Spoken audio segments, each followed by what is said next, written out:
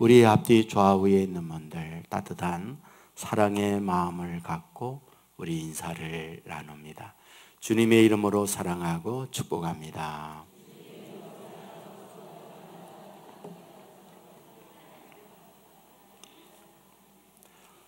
네, 감사합니다. 캐스터웨이라고 하는 영화가 있었어요. 척 롤랜드라고 하는 사람이 주인공으로 등장을 하죠. 이분이 하는 게 뭐냐? 페덱스에서 근무합니다. 페덱스가 뭐냐? 우리식으로 표현하면 택배사 이렇게 생각하면 됩니다. 자기에게 애인이 있었습니다. 그는 성탄 입은 날 데이트를 하게 되죠. 회사로부터 연락이 왔어요. 급히 배송해야 할 물건이 있다. 결국 데이트를 중단하고 출근을 하게 되죠. 전용 비행기를 타고 이제 물건을 탑재하고 하늘로 올랐어요. 한참 비행을 하고 있을 때 기상 악천후를 만나죠. 결국 추락하게 됩니다. 겨우 목숨을 건지죠. 도착한 것은 남태평양의 무인도 작은 섬이었습니다. 사람이 없어요. 먹을 양식이 없어요. 결국 그곳에서 죽음을 맞게 되는 거죠. 하지만 그는 4년 동안을 버티죠. 그곳에서 버티게 만들었던 여러 가지 요인들이 있었겠지만 그 희망이었어요. 결국 자기의 사랑하는 여인을 향한 간절한 마음, 그리고 그리워하는 생각, 이것이 그 고독으로부터 이기게 만들고 살 수 없는 열악한 환경에서 생존할 수 있는 방법들을 만들어냈어요. 불이 없는 곳에 원시적 방법으로 불을 피웠고, 먹을 것 없는 곳에 물고기 잡아 먹으며 산에 달린 열매를 먹으며 유명하며 4년 동안을 버티게 되죠. 여러 생존의 방법을 찾아내요. 하지만 지나가는 먼 배들은 외면하고 지나가죠. 그곳에 여러 부유물들이 밀려들었어요. 물에 뜨는 것들. 그것을 가지고 얼기설기 엮죠. 우리식으로 뗏목을 만들어서 그곳에 몸을 씻습니다. 그 망망대해에 사랑하는 여인을 만나고 싶은 열망을 가지고 바다에 자기 몸을 내어 던지게 되죠. 파도가 치죠. 수많은 자기 생명의 위협을 받죠. 그런데 구사일생으로 지나가는 배에 의해서 살아나요. 제일 먼저 그가 간 곳이 어디였을까요? 사랑하는 애인 만나기 위해서 간 거죠. 이게 웬일인가요? 시집 갔어요. 치과 의사를 만나서 결혼을 해버리고 아기를 낳고 단란하게 사는 거예요. 순간에 가졌던 모든 기대, 그 희망이 산산조각 나는 순간이었죠. 그는 허망하게 그 애인 등을 돌리고 길거리 나와요. 사거리에 서 있습니다. 길이 쫙 열려 있는 것을 바라보면서 이렇게 얘기하죠. 그래, 지난날에 수없이 길이 없을 때 길을 만들었고 길을 여기까지 왔는데 지금 내 길이 막혔지만 또 다른 길이 나에게 준비되어 있을 거야. 이렇게 얘기하고 영화는 끝이 나죠. 재미있죠? 오늘 본문은 그런 말씀이라고 생각해요. 삼손은 희망이 있었어요. 자기 애인과 결혼하고 아름다운 집을 짓고 행복의 미래를 꿈꾸는 거죠. 그러나 우리가 알다시피 그 과정은 절대 순탄치 않았죠. 그의 아버지가 늦지막하게 아들을 낳은 거예요. 자녀가 없을 때 하나님 앞에 기도하고 하나님의 응답으로서 소위 나실인으로 그 아들을 주셨잖아요. 그렇다면 그 부모가 그 아들을 어떻게 키웠을까요? 우리식으로 오기야 금이야 키웠겠지요. 좋은 옷, 맛있는 음식, 최고의 교육의 과정. 부모에게 있어서 희망이란 무엇일까요? 오로지 그 아들 잘 되는 거죠. 이 아들은 장성했습니다. 결혼해야 할 나이가 된 거죠. 부모에게 갖고 있는 꿈이 있었어요. 이 지역의 최고 좋은 집안, 아름다운 여인, 그리고 교육과 신앙과 그리고 아름다운 인격까지 구비된 그러한 며느리를 원했던 거죠. 그런데 그 아들이 소개하는 여인이 누구였습니까? 딥나 사람이었죠. 딥나는 어떤 곳이었는데 그들 입장에서 원수들이 살고 있는 곳이었어요. 그들과 결코 상종하기를 원치 않았어요. 꿈에도 그런 인생이 나타나기를 절대 빌지 않았어요. 그런데 자기의 며느리라고 데려온 여자를 보니 가장 싫고 마음에 드는 게 하나도 없는 그런 여자를 데려온 거예요. 박수합니까? 그런 결혼을 허용합니까? 성경은 말하죠. 절대 안 된다고. 하지만 우리가 아는 대로 자식 이길 부모 어디에 있습니까? 결국 부모 손들잖아요. 여러분, 그럴 때 그 동네 사람들은 찬성했을까요? 역시 안 하지요. 왜? 딥나 사람들에 의해서 받은 박해, 그들에게 멸시, 조롱받는 게 얼마나 큰데 주변에 있는 사람들이 그 사람들에 의해서 많이 죽었잖아요. 많은 여자 끌려가서 가족들이 성노리개가 되고 많은 그 쓰라린 아픔을 겪었던 게 동네 사람들이었잖아요. 그런데 그쪽에 있는 그 여자를 사랑했고 그 여자를 아내로 맞이한다니 동네 사람들 역시 박수칠 일입니까? 친구들 역시 절대 반대하며 이것만은 안 된다 이야기했지만 삼손은 포기할 수 없다. 일념으로 결혼하잖아요. 여러분, 오늘 본문에 계속해서 말씀드리지만 결혼식입니다. 그런 와중 속에 그래도 아내만은 자기 편이 되리라 생각했고 아내만은 어떤 경우라도 자기의 방패와 자기의 입장이 설 줄 알았잖아요. 그러나 결정적 순간에 자기의 등을 찌른 거죠. 엄청난 재산의 손해를 입는 곳에 아내가 앞장선 거죠. 여러분, 이런 현실에 있을 때 삼손은 어땠을까요? 지금까지 지내오면서 마음고생 말할 수 없었죠. 여기까지 결혼을 성락받고 여기까지 결혼식에 이르는 과정이 험난한 길이었잖아요. 그럼에도 불구하고 그 여자를 사랑했고 그 결혼을 꼬리시키며 여기까지 왔다면 힘들고 어려운 순간에는 그래도 아내만은 자기 편이 될 줄 알았거든요. 그런데 결정적 순간에 자기 편이 아니었어요. 눈물을 흘리며 수수께끼의 비밀을 알고는 곧바로 달려가서 30명 그쪽 편에 서서 그 수수께끼의 답을 알려주는 거죠. 이러한 현실을 바라보고 있는 삼손의 심정은 어땠을까요? 처절한 거죠.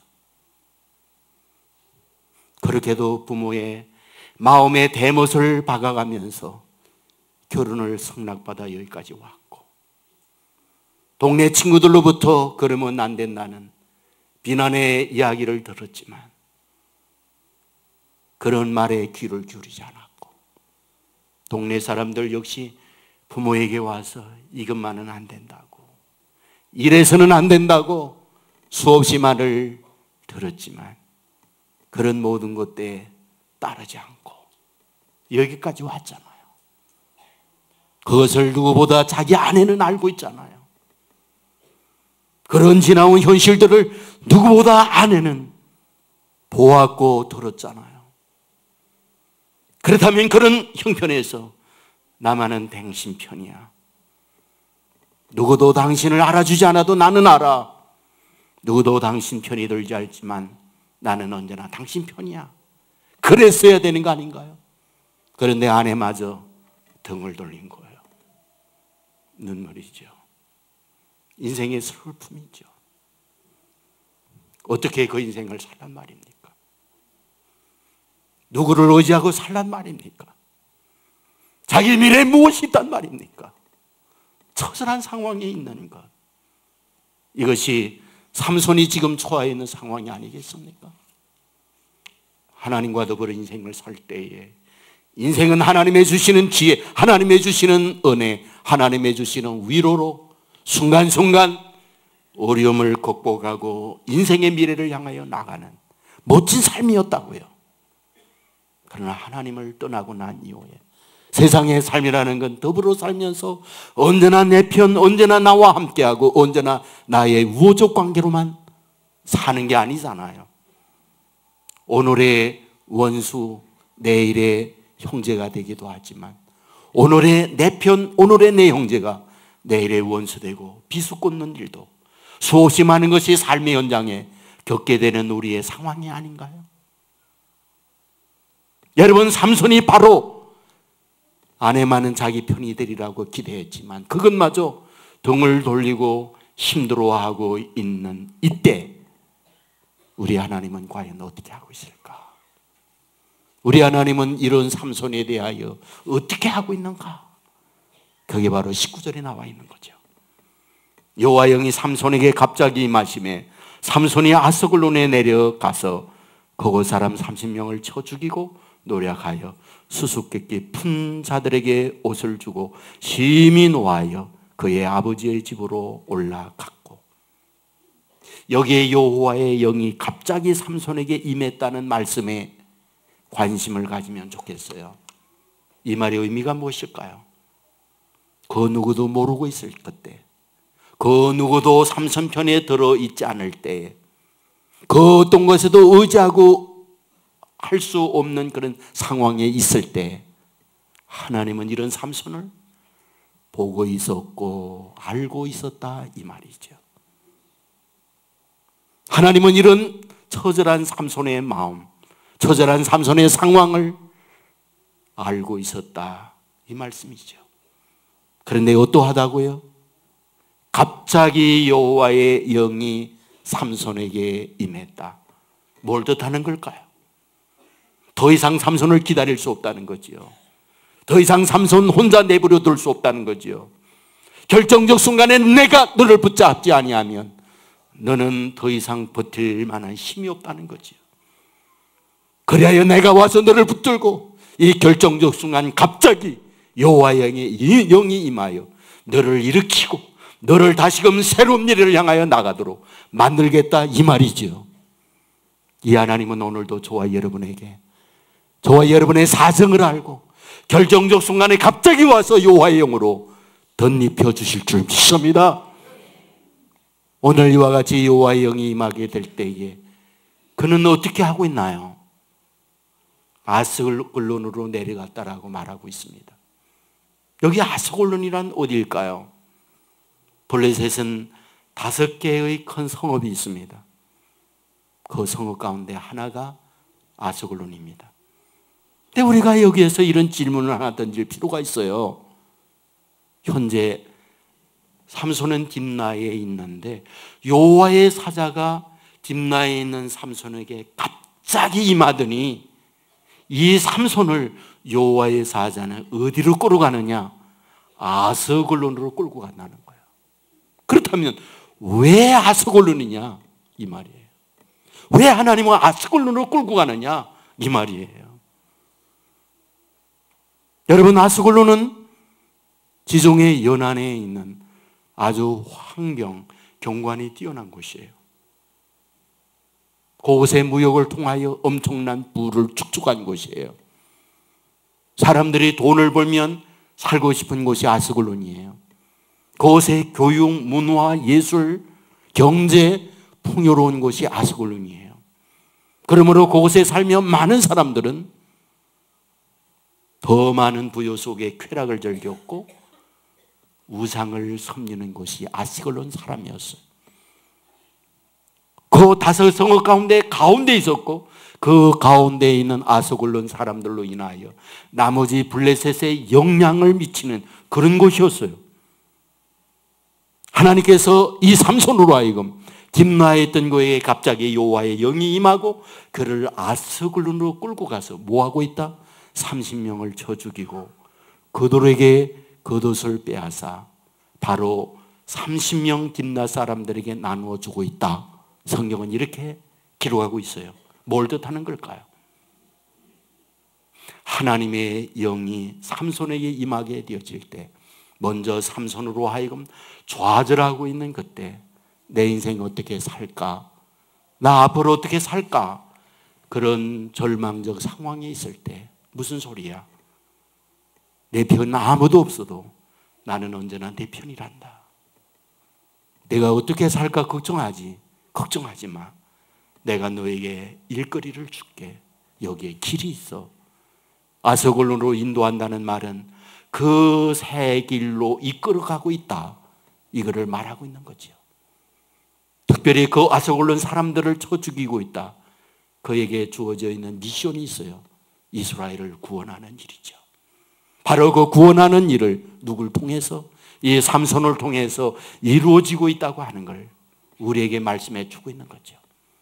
삼손은 아무것도 없는 상황에 놓여 있을 때 여호와의 영이 갑자기 임하고 그로 하여금 능력을 덧입게 만들어 아슬론으로 보내서 하나님의 일을 감당케 하고 어려움과 고통에 있는 이스라엘을 구원케 하는 엄청난 사명을 삼손으로 하여금 이루도록 하고 있더라.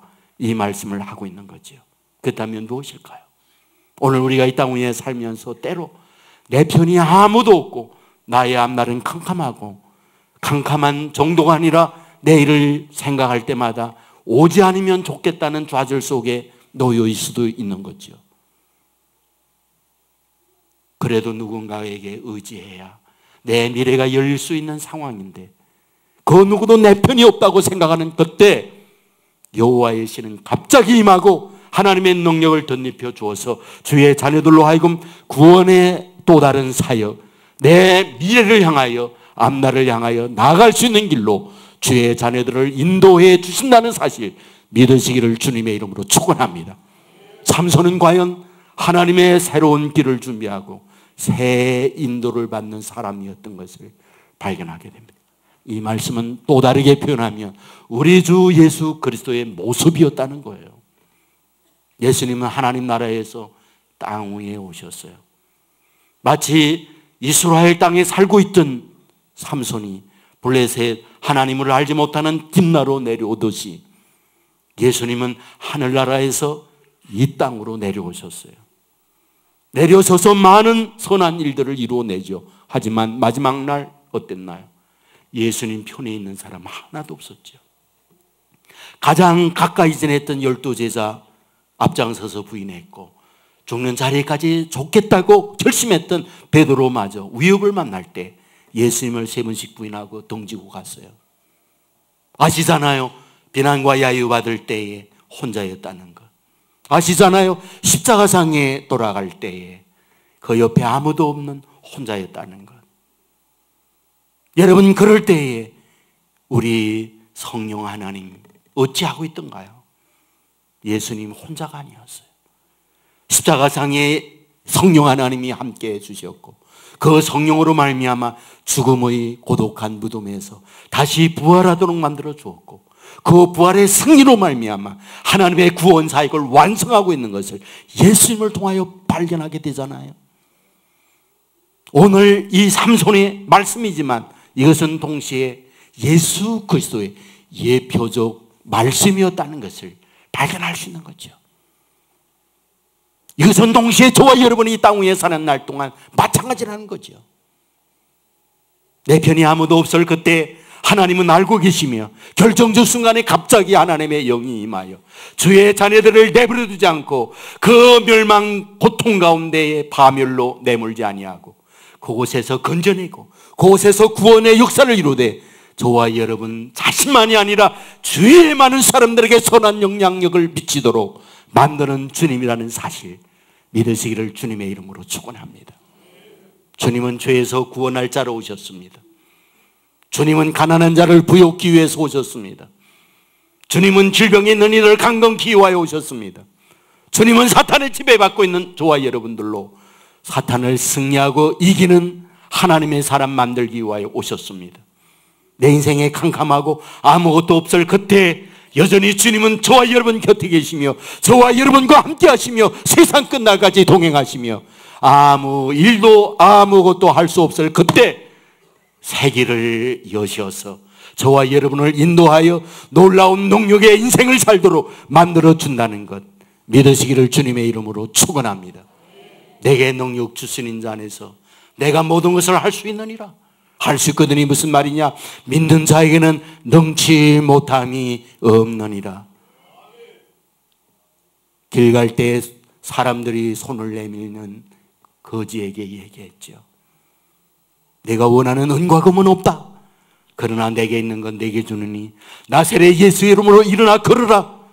그럴 때 일어나 걷는 역사가 나타나게 되었던 것을 보게 됩니다.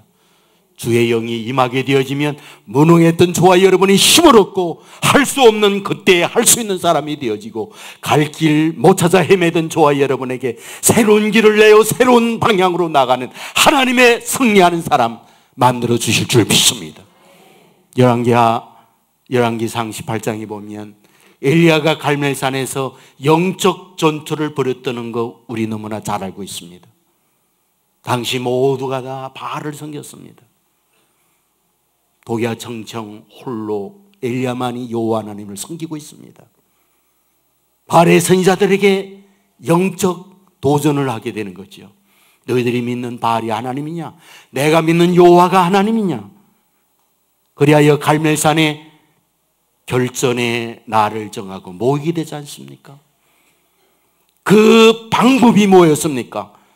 나무 장작을 쌓아놓고 송아지 2마리를 잡아 제물로 위에 놓고 불을 지러 피우지 아니하고 하늘로부터 불이 내려서 그 제물을 살게 될 때 바로 그 신이 살아있는 신이다.